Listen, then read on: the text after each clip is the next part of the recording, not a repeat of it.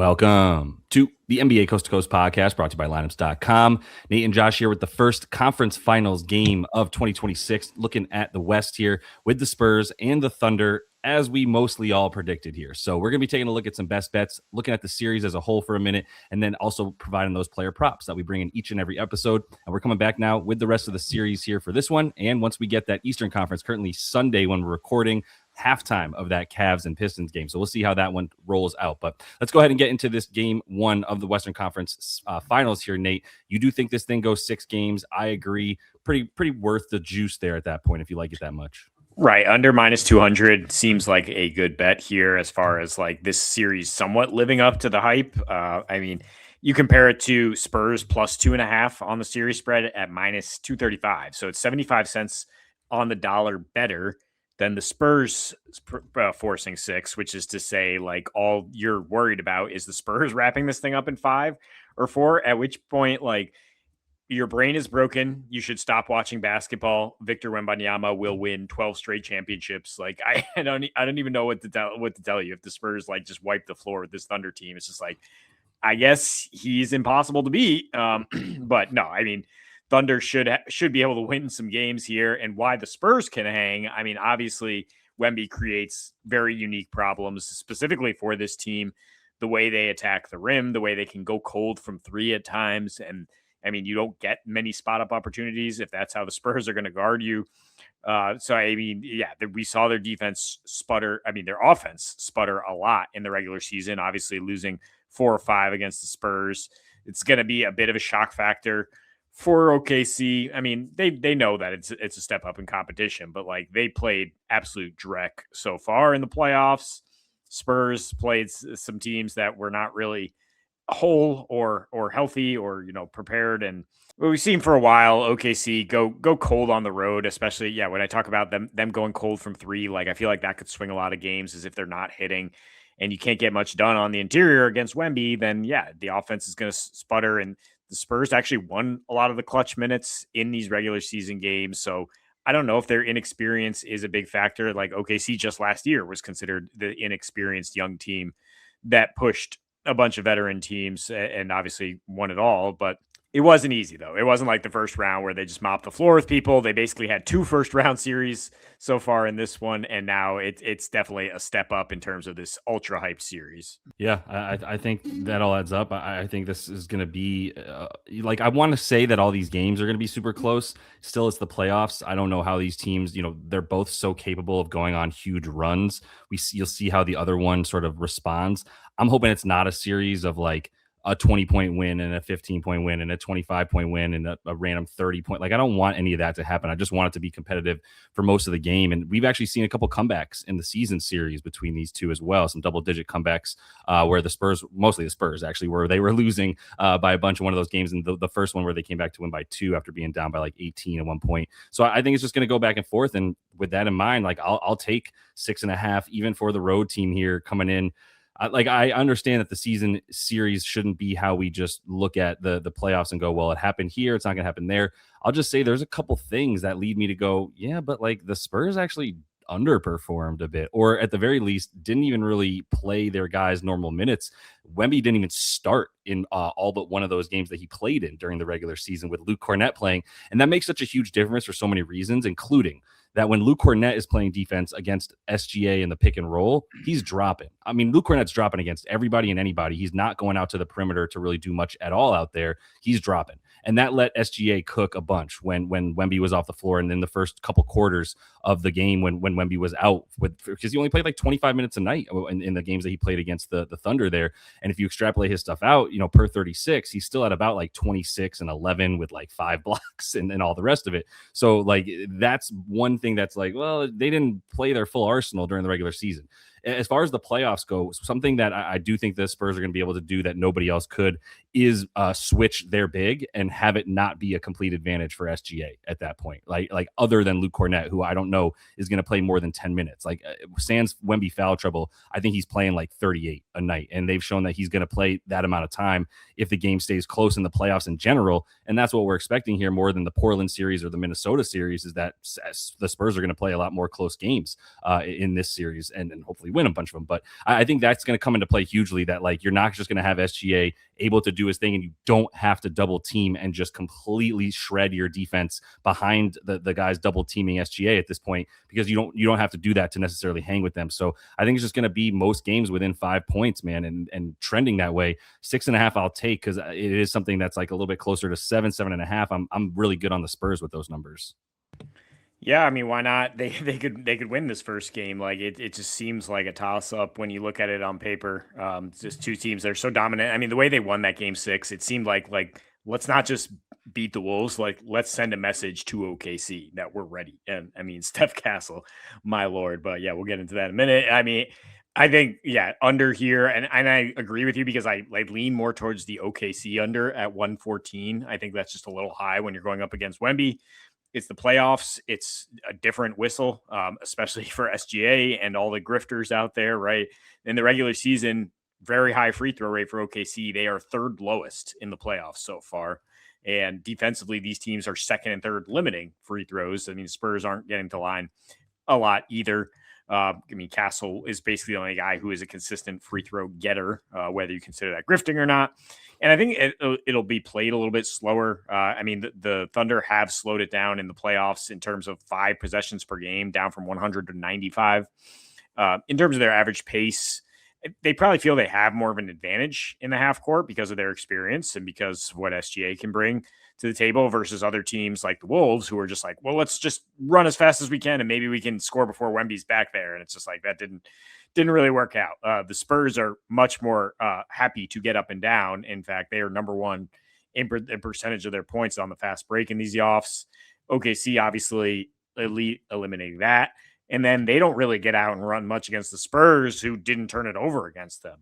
And I mean, just a 13% turnover rate in the regular season meetings. They've been very good taking care of the ball in the postseason, and that just doesn't lead to many fast break points. So I think we should see defense rule the day here and an under to open things up.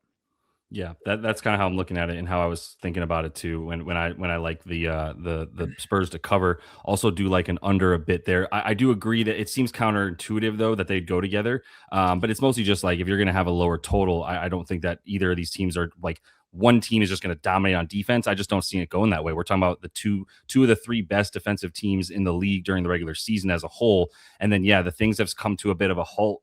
Much more so for the Thunder, which that's where their advantage is in the half court. There's absolutely no question that this is one of the only teams that can run with them in the fast break with the level of athletes and the amount of athletes they have coming off the bench as well, where the Thunder aren't just going to be able to play 10 guys, 11 guys, or 9, 10 guys rather, and feel like they have a complete advantage with a deeper bench. It's just not the case in this series. So I'm going to take Castle on the PA. I do think De'Aaron Fox is going to get the Lou Dort stuff.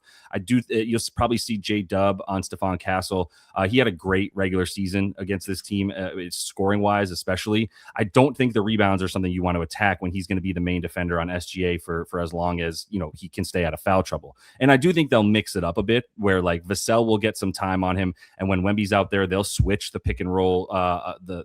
They'll switch Wemby onto him during the pick and roll play if he's defending. Say that his guy Hartenstein is going to set those screens, they're going to leave Wemby on SGA. That's what they did during the regular season. They're like, fine, we'll have you out there because 1, we don't really care about the 3 too much for SGA, nearly as much, and 2, like there's really not going to be a step back that he could go far enough to get out of Wemby's reach. So I do think you'll see a little bit more of Castle all over the place, but it just adds up to like if he's guarding SGA, then he's contesting, and then he's the guy leading the fast break. That's one thing I'm looking at that I think will happen consistently. And then the other thing is like De'Aaron Fox is actually questionable right now. We'll see how hobbled he is if he does go. Either way, like you like Stephon Castle to be the one to bring it to them the way he was in the regular season in a couple games where Fox was actually coming back from injury and still wasn't even necessarily like going full. That's going to kind of still be the case, it seems like, in this one. So that is why I like Stephon in that sense. And if he does get the J-Dub matchup, how okay is J-Dub right now? I think he's going to be up there about 15, 16 shots. If he's playing, aggressively like I would expect him to, it's the only way he knows how, then I would say that like a solid 6 to 8 free throw attempts seems reasonable with the opportunity to get into double digits as well, with the way that the Thunder, they'll usually play some Olay defense, honestly, if you do get by them at that point. And maybe he'll have to deal with some Chet stuff. So I do like him to have to kick out a couple times, but I think he's going to be so heavily involved that I just like him to get some offensive stats here. Yeah, just a playoff riser, man. Just an absolute dog. I mean, there's no way I want to fade Castle as the stakes get higher and higher here. And I mean, this guy as well is a guy you want to back as the playoffs get tighter. As the young Thunder look around for their steadier. I mean, that's what AC brought last year in those Western Conference playoffs. I don't know how much we're going to get from J Dub after the long layoff, right? I mean, it is kind of like SGA getting blitzed, and then like who else going to step up and take a shot? He's never been scared. I mean, he did go 2 for 12 in that meeting on Christmas with the Spurs, which is notable. More for me for the attempts that the Spurs were daring him to shoot. And then you look at the usage for the season is 19% against the Spurs compared to 13% in that Lakers series, for example, where he averaged exactly this 8.5 PA in his 21 minutes. So he's just going to be dared to have more opportunities. He steps up, like I said. I mean, the hit rate for this is 13-3 in the Western Conference playoffs last year. He was just absolutely huge for them. Also, because of the way they dared him to play make, we're talking 5 potential assists per game in the regular season against the Spurs. That's basically double what he's had in the playoffs so far, and that was 4th on the team. So yeah, he's more than willing to make something happen, and the Spurs are I think he's also just essential on both ends of the floor in terms of like you need ball pressure relentlessly to keep the guards from getting in there and lobbing to Wemby. That's like your first line of defense. So I think Caruso is more essential on those smaller, quicker guards like Fox and Harper. And I mean, yeah, the connectivity on offense, which is what I've been talking about basically. In the finishing, I mean, he was kind of one of the reasons they ended up getting blown out in a couple of those games because he just couldn't make a shot from 3, but they were giving it to him. He was getting there with that, and he's definitely going to be someone that they don't necessarily pay quite as much attention to in the half court. And I do think he'll get the some of those catch and shoot threes that we saw him miss. I think he was like 1 for 10 or 0 for 10 even in one of those games, if I remember the box score correctly. So I do think he's going to get the attempts at the very least. This might seem scary, man, but just do a little bit of digging into it. And this dude doesn't even average 2 potential assists per game in the playoffs. I've been talking about it since last season in the series versus this squad during the regular season as well. Also did not even average 2 potential assists per game in those. Maxed out 2 games at 2 potential assists. One of them got 100% of his dimes. Congrats, I'll give him that. But he's not looking to pass much at all. He's not necessarily going to be driving into Wemby as he's either finishing on the lob if Wemby's not down low because they pull him from the rim, or he's going to be in the catch and shoot spot, right? And he's going to be someone that's going to shoot over most guys other than Wemby. Of course, I just don't think it's going to necessarily be Wemby on him very consistently. If they do go small and he's sort of in the Nas Reed role, it's again, you don't really you're not like driving into Wemby and kicking, and no one's helping Wemby off his guy. That's a huge part of this too, is that like Wemby helps off. Nobody else helps off. In fact, don't even foul if a guy's driving to the rim. If you're a Spurs player, they're absolutely taught that for a reason. So I think that's going to continue to be the case, is that you only find him in the end of a possession situation. He's rarely going to be one of the connectors the way you were talking about Caruso. Yeah, I was all ready to say like, well, maybe because Chet can't score down low, like let's take his assists. And then I dug into the numbers, and it's just like he actually had fewer potential assists when he's going up against Wemby because nobody helps, like you're saying. And that's part of why I'm thinking Hartenstein's not going to have much success on offense here. I also think, I mean, he might get the start, and that's worse than like a guy like Jalen, who's probably going to come off the bench and get some of the Luke Cornett minutes. But also, I think Dags might prefer Jalen at some point because of his ability to stretch the floor, and that's what you have to do is pull Wemby out. I mean, Jalen was a plus 30 in the one they actually won against the Spurs. He was 11, 10, and 5 in his 23 minutes, and Hartenstein didn't play in that game. And so they're 0-3 with Hartenstein in these matchups. He's only at 1.3 assists at a 4% assist to pass ratio. Against Wemby, and Chet's even worse, as I found, 2.7% assist to pass. The Spurs are even better against spot ups in these playoffs than they were in the regular season. So it's not like he's getting those easy kickouts. And I mean, Hartenstein, if Dub is a full go here, I mean, he dips 4 minutes per game. He dips like 4 PA per game and averages exactly this in the regular season when J Dub is active. He's not as much of a hub. And I mean, obviously, if something is this number in the regular season, and we're talking now playoffs, where it's just against the best defense in the playoffs so far, where it's just really hard to compile these stats, I will take the under. Yeah. And I think having Jay Lynn out there also allows you to maybe have him on somebody like Castle at times if you want to sort of leave somebody and help out, have an extra body down low to make sure you're defensive rebounding against Wemby, et cetera. Maybe put Chet on Wemby, that kind of thing. Like you have more options too with how you can sort of put him on defense. Not that Hartenstein's necessarily a bad defender in any way. It's just, yeah, I don't know if he's necessarily going to want to be someone that they have guarding the 3-point line. So I think we go under for Wemby right now. 12.5 is insane. I mean, if this gets to 13.5, great. I'm fine with the plus money for the under on the 12.5. This ain't Minnesota, right? And you're going to see OKC with more options coming off the bench, especially, having two centers on the floor at once, because I do consider Chet essentially a center on defense, the way that he plays defense. He's staying down there to block shots as well, but there's just whomever's on Wemby is just going to be responsible for making sure Wemby stays away from the basket on offense, especially so he can get the offensive boards. And then on defense, when the Spurs are on offense, I should say. So I don't see him getting that many easy boards that way. He didn't average that many, rebound chances during the regular season, up at like 16. Still added about 11 rebounds per 36. Because again, he only averaged 25 minutes a night against the Thunder in the games he played.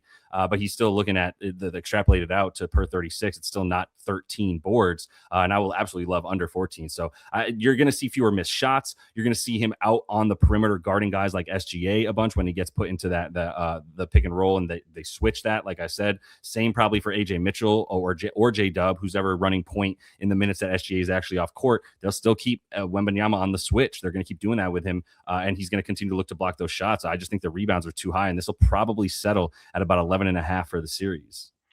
It's a strong argument that the Thunder are much better at executing a plan and having a better plan than the Wolves offensively, who are, just like flying in there willy-nilly or just launching threes and not contesting Wemby's boards. But I do not have the courage to take the under here. I mean, there's almost no such thing as like a contested rebound when you have an 8'6" wingspan. Like, it's just like, if he's in the area, like he's probably coming down with it. We'll see. Yeah, we'll see. Game one is definitely a game to kind of see how things are going to go in the series. Don't necessarily expect what happened in the regular season to be the case here once again. But that is all the time we have for you guys in this one. Definitely make sure to subscribe to that channel. Going to be coming back with the Eastern Conference game one and moving forward throughout the rest of these conference finals. So till we see y'all next, happy betting.